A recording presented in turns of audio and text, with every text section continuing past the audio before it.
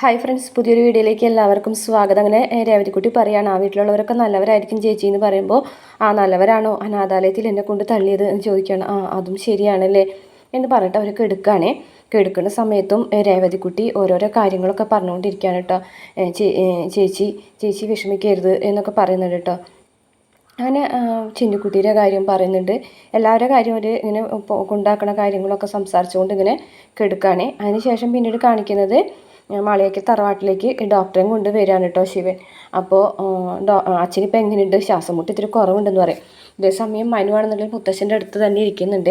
അപ്പോൾ മുത്തശ്ശ തലക്ക് ഇത്തിരി താഴ്ത്തി വെക്കാന്നൊക്കെ പറഞ്ഞിട്ട് തലേണൊക്കെ എടുത്ത് മാറ്റി വെച്ച് കൊടുത്ത് മുത്തശ്ശനെ ശരിക്കൊക്കെ കെടുത്തുന്നുണ്ട്. ഡോക്ടർ വന്നിട്ടുണ്ടെന്ന് പറയും.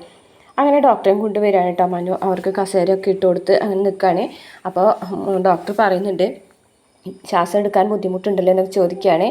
എന്നിട്ട് തിരുവനന്തപുരത്തേക്ക് പോയത് എന്തിനാണ് ഈ ഒരു സമയത്തെന്ന് ഡോക്ടർ ചോദിക്കും. അപ്പോൾ മനുവിനെ അച്ഛൻ ദേഷ്യത്തോട് കൂടിയിട്ട് നോക്കുന്നുണ്ട്. അന്നേരം മനുവിനെ നോക്കിയിട്ട് ഡോക്ടർ പറയും, മനു മുത്തശ്ശന് വയ്യാത്തതല്ലേ, മനു അല്ലേ അതൊക്കെ ശ്രദ്ധിക്കേണ്ടത്, അത് ഡോക്ടറെ മുത്തശ്ശനൊരാഗ്രഹം പറഞ്ഞപ്പോൾ എന്ന് പറയും.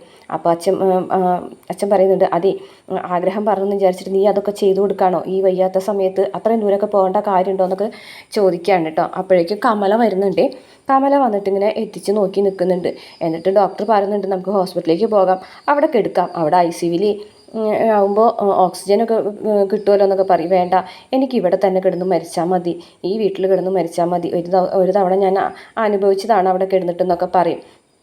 തിരുവനന്തപുരത്തേക്ക് പോയതുകൊണ്ടാണ് ഇപ്പം ഇങ്ങനെയൊക്കെ ആയതെന്ന് ഡോക്ടർ പറയുമ്പോൾ കമല പറയുകയാണെ, അച്ഛൻ പറയാൻ നിൽക്കും, ഇവനൊരുത്തം കൊണ്ടുപോകാൻ നിൽക്കും, പറ്റിയ ചെറുമകനും അച്ഛനും എന്നൊക്കെ പറയും കേട്ടോ.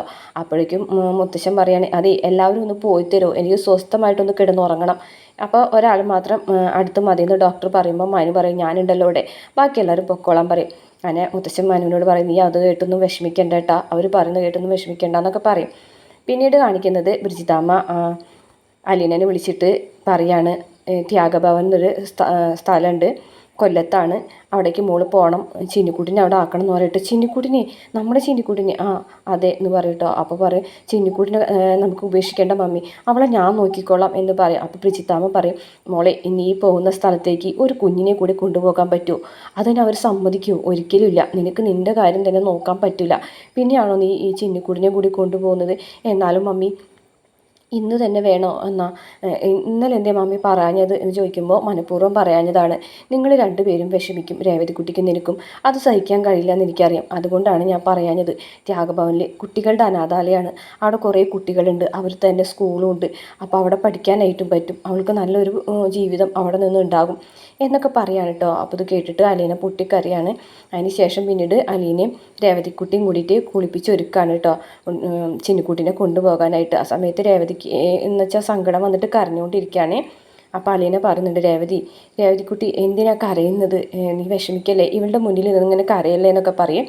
എന്നിട്ട് അലീന പറയും, നമുക്കൊരു സ്ഥലത്തേക്ക് പോകാം ചിന്നിക്കുട്ടി, കുറേ കുട്ടികളുള്ളൊരു സ്ഥലത്തേക്ക്. ആണോ, എന്നാൽ നമുക്ക് വേഗം പോകാട്ടോ എന്നൊക്കെ കുഞ്ഞ് പറയുന്നുണ്ട്. അങ്ങനെ കുളിപ്പിച്ച് കൊണ്ടുവന്നതിന് ശേഷം ഉടുപ്പൊക്കെ ഇടിച്ച് അലീന കുഞ്ഞിനെ കെട്ടിപ്പിടിച്ച് കരയാണ്. അതിനുശേഷം അലീന പോയിട്ട് ബാഗൊക്കെ എടുത്തുകൊണ്ട് വരും. ഒരു കുഞ്ഞു ബാഗും അലീന അതുപോലെ തന്നെ കുട്ടിയുടെ കളിപ്പാട്ടങ്ങളും ഒക്കെ എടുത്തുകൊണ്ട് വന്നിട്ട് ബാഗിലൊക്കെ ആക്കി കൊടുക്കുകയാണ്. അലീനയ്ക്കും രേവതിക്കുട്ടിക്ക് സങ്കടം സഹിക്കാൻ പറ്റുന്നില്ല. ബ്രിജിത്താമ്മ വരികയാണ്. എന്നിട്ട് പറയും, മോളെ ഒരുങ്ങിയോ എന്ന് ചോദിക്കുക. അതെ ഞങ്ങൾ ഒരു സ്ഥലത്തേക്ക് പോകുക എന്നൊക്കെ പറയുന്നുണ്ട് കൊച്ച്. അതിനുശേഷം ബ്രിജിത്താമ്മയുടെ അടുത്ത് വന്നിട്ട് ബ്രിജിത്താമ്മയ്ക്ക് പൗഡറൊക്കെ ഇട്ട് കൊടുക്കുന്നുണ്ട്. അപ്പോഴാണെങ്കിൽ രേവതിയൊക്കെ കരഞ്ഞുകൊണ്ടിരിക്കുകയാണ്. വാ മോളെ, രേവതി ആൻറ്റി പൗഡർ ഇട്ട് തരാമെന്ന് പറയും. അതിനുശേഷം കൊച്ചി വീണ്ടും പൗഡർ ടിന്നൊക്കെ എടുത്തിട്ട് നമ്മൾ അലീനയുടെ അടുത്തേക്ക് പോകുന്നുണ്ട്. അലീനയ്ക്ക് പൗഡറൊക്കെ ഇട്ട് കൊടുക്കുകയാണ്. അപ്പോൾ ബ്രിജിത്താമ്മ പറയും, ഇവൾക്ക് അവിടെ കുഴപ്പമൊന്നും ഉണ്ടാവില്ല, നല്ല ആൾക്കാരാണ് അവിടെ ഉള്ളത്, അവർ നോക്കിക്കോളും ഇവളെ എന്നൊക്കെ പറയുന്നുണ്ട്. അതിനുശേഷം ബ്രിജിത്താമ്മനോട് യാത്ര പറഞ്ഞ് പോവുകയാണ്. കൊച്ചു കളിക്കാനാണെന്ന് വിചാരിച്ചിട്ടാണ് കേട്ടോ പോകുന്നത് ഇവരെ കൂടെ. അങ്ങനെ കൊച്ചായി എത്തുന്നത് വരെയും ബ്രിജിത്താമ്മനെ തിരിഞ്ഞു നോക്കി ടാറ്റ കൊടുത്താണ് കേട്ടോ പോകുന്നത്. ബ്രിജിത്താമ്മ ആണെന്നുണ്ടെങ്കിൽ സങ്കടത്തോട് കൂടിയിട്ട് അത് നോക്കി നിൽക്കുന്നുണ്ട്. പിന്നീട് ത്യാഗഭവനത്തിൽ എത്തുകയാണ്.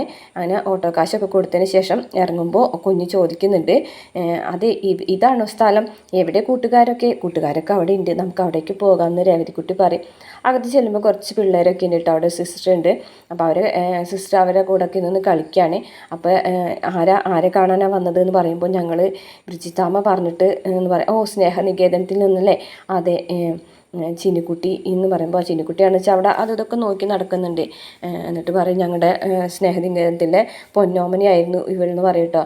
അതിനൊന്നും വിഷമിക്കേണ്ട, ഇവിടെയും ഇവള് ഞങ്ങളുടെ പൊന്നോമന തന്നെയായിരിക്കും. മോളുടെ പേരെന്താണെന്ന് ചോദിക്കുമ്പോൾ ആദ്യമൊന്നും പറയാൻ കൂട്ടാക്കുന്നില്ല കേട്ടോ. വേഗം തന്നെ രേവതിയുടെ അലീനയുടെ അടുത്തേക്ക് കൊച്ചു വരികയാണ്. എന്നിട്ട് സിസ്റ്റർ വീണ്ടും കൊച്ചിൻ്റെ അടുത്ത് വന്നിട്ട് പേര് പറയും സുന്ദരിക്കുട്ടി എന്നൊക്കെ പറയുമ്പോൾ പേര് പറയും കേട്ടോ. അതിനുശേഷം വാ നമുക്ക് മദർ സുപ്പീരിയറിനെ കാണാം എന്ന് പറയും. എന്നിട്ട് രണ്ടാളോടും പേരൊക്കെ എഴുതി ഒപ്പിടാനൊക്കെ പറഞ്ഞുകൊണ്ട് എല്ലാത്തിനും ഒരു തെളിവ് വേണ്ടേ എന്ന് പറയും.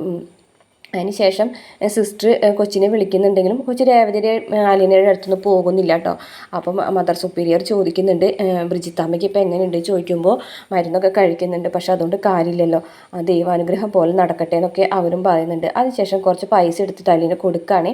ഇത് ഇവിടെ തരാൻ പറഞ്ഞു മമ്മി. അയ്യോ ഇതൊന്നും വേണ്ട എന്ന്, സാരില്ല ഇവൾക്ക് എന്തെങ്കിലും വാങ്ങിക്കണമെങ്കിലോ എന്ന് പറയും. അതിനുശേഷം ഒരു പാക്കറ്റ് മിഠായും അലീന കൊടുക്കുകയാണ്. അപ്പോൾ ഇതൊക്കെ നമുക്ക് കൂട്ടുകാർക്ക് കൊടുക്കാം എന്ന് പറയാൻ കേട്ടോ. അത് പറഞ്ഞിട്ട് കൊച്ചിനെയും കൊണ്ട് പോവുകയാണ്.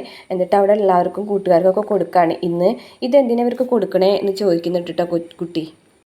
അപ്പോൾ അവിടെ സിസ്റ്റർ പറയും ഇന്ന് ചിന്നിക്കുട്ടിയുടെ ബർത്ത്ഡേ അല്ലേ എന്ന് പറയും. അപ്പോൾ ആണോ എന്ന് ചോദിക്കാനിട്ട് രേവതിനോട്. അപ്പോൾ അതെ എന്ന് പറയും, ഞാൻ മറന്നുപോയതാ. എന്നിട്ട് കേക്ക് എവിടെയെന്ന് ചോദിക്കുന്നത് കാണിച്ചുകൊണ്ടാണ് എപ്പിസോഡ് അവസാനിക്കുന്നത്.